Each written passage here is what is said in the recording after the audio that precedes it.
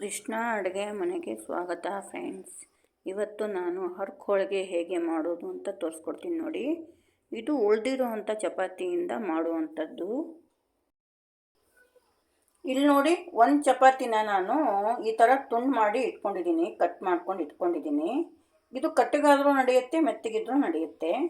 ಹಾಗೆ ಒಂದು ಚಿಟಿಕೆ ಏಲಕ್ಕಿ, ಹಾಗೆ ಕಾಲು ಬಟ್ಲು ಬೆಲ್ಲ ಇಷ್ಟು ಇಟ್ಕೊಂಡಿದ್ದೀನಿ. ಗ್ಯಾಸ್ ಮೇಲೆ ಒಂದು ಪಾತ್ರೆ ಇಟ್ಟು ಗ್ಯಾಸ್ ಆನ್ ಮಾಡ್ಕೊಂಡಿದ್ದೀನಿ ನೋಡಿ. ಹಾಗೆಯೇ ಇದಕ್ಕೆ 2 ಬಟ್ಲು ನೀರು ಹಾಕ್ತಾಯಿದ್ದೀನಿ. ನಿಮಗೆ ಇನ್ನೂ ಗಟ್ಟಿ ಬೇಕು ಅನಿಸಿದ್ರೆ ಕಮ್ಮಿ ಮಾಡ್ಕೋಬೋದು ನೀರನ್ನ, ಇಲ್ಲ ಇನ್ನೂ ತಿಳು ಬೇಕು ಅಂತಂದರೆ ಇನ್ನೂ ಜಾಸ್ತಿ ಮಾಡ್ಕೋಬೋದು ನೀರು. ನಾನು ಇಲ್ಲಿ ಅರ್ಧ ಕಪ್ಪು ಬೆಲ್ಲ ಹಾಕ್ತಾಯಿದ್ದೀನಿ, ಹಾಗೆ ಒಂದು ಚಿಟಿಕೆ ಏಲಕ್ಕಿ ಪೌಡ್ರ್ ಹಾಕ್ತಾಯಿದ್ದೀನಿ. ಇದನ್ನು ಸ್ವಲ್ಪ ಬೆಲ್ಲ ಕರಗೋವರೆಗೂ ಕಲಸೋಣ, ಕೈಯಾಡಿಸೋಣ.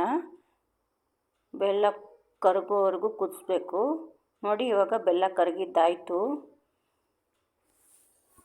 ಇವಾಗ ನಾನು ಚಪಾತಿ ತುಂಡುಗಳು ಹಾಕ್ತಾಯಿದ್ದೀನಿ, ಕಟ್ ಮಾಡಿ ಇಟ್ಕೊಂಡಿರುವಂಥ ಚಪಾತಿ ತುಂಡುಗಳು ಹಾಕ್ತಾಯಿದ್ದೀನಿ.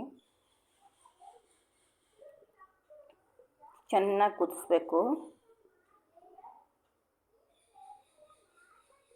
ಇವಾಗ ನೈಟು ಚಪಾತಿ ಉಳಿದ್ಬಿಟ್ರೆ ಬೆಳಗ್ಗೆ ತಿನ್ನೋಕ್ಕೆ, ಮಧ್ಯಾಹ್ನ ತಿನ್ನೋಕ್ಕೆ ಬೇಜಾರು ಮಾಡ್ಕೊತಾರಲ್ಲ, ಆವಾಗ ನಾವು ನೈಟೇ ಆರಿಟ್ಬಿಡಬೇಕು ಹೊರಗಡೆ ಗಾಳಿಗೆ.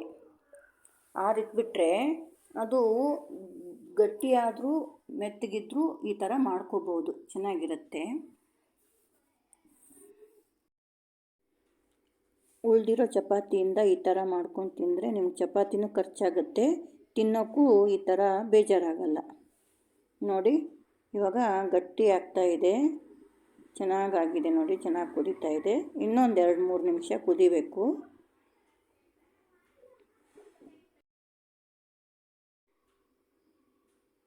ನೋಡಿ ಎಷ್ಟು ಚೆನ್ನಾಗಿ ಕುದೀತಾ ಇದೆ ನೋಡಿ. ಈ ಥರ ಆಗಿದೆ ನೋಡಿ, ಗಟ್ಟಿಯಾಗಿದೆ. ಇವಾಗ ಕುದ್ದಿದ್ದಾಗಿದೆ. ಗ್ಯಾಸ್ ಆಫ್ ಮಾಡಿದೆ ನೋಡಿ. ಹರ್ಕ್ ಹೋಳಿಗೆ ರೆಡಿಯಾಗಿದೆ.